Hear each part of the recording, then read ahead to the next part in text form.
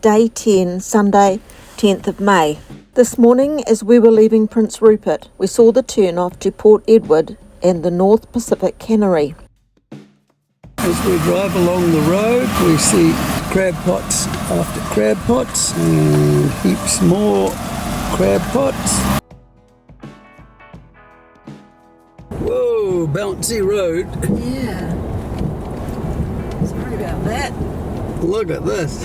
Doesn't look bouncy. This is the road out to Port Edward. Yeah, this is definitely the road less travelled. Good thing it's only a few kilometres this way, because we'd certainly not want to drive 100 kilometres in this. We wanted to visit the cannery yesterday but decided against it when it was so wet. So we took a detour, arriving 1 hour before opening time. Heading on up the road a little, we went slow because the road was extremely undulating. We literally went to the end of the road where there was an old, disused and dilapidated wharf. This is the old Port Edward and their guard dogs. On the way back, we stopped at a pull-off where Larry put the drone up. He sent it over the Pacific Cannery.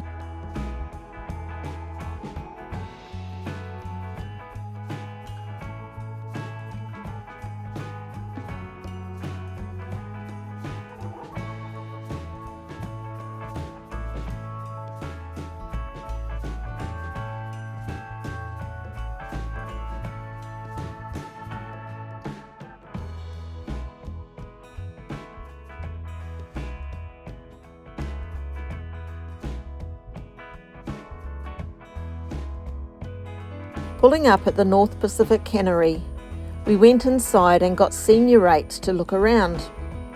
We spent over an hour looking at how the cannery processed salmon years ago on the old machinery.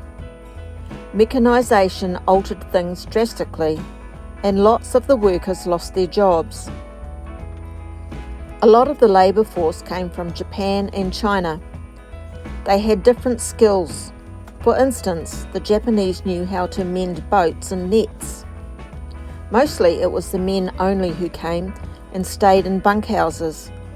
But as time went on, some men were able to have their families join them. During World War II, when Pearl Harbor was bombed, the Japanese men were locked up in jail and their boats were confiscated.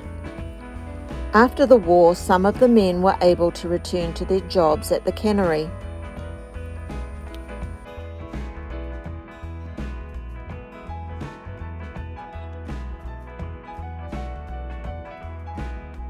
We looked around all the old houses that seemed quite large and spacious. We saw a Japanese house with a huge bath in it. Apparently the Japanese like their baths, and this one had a copper heating system that sat inside to heat it.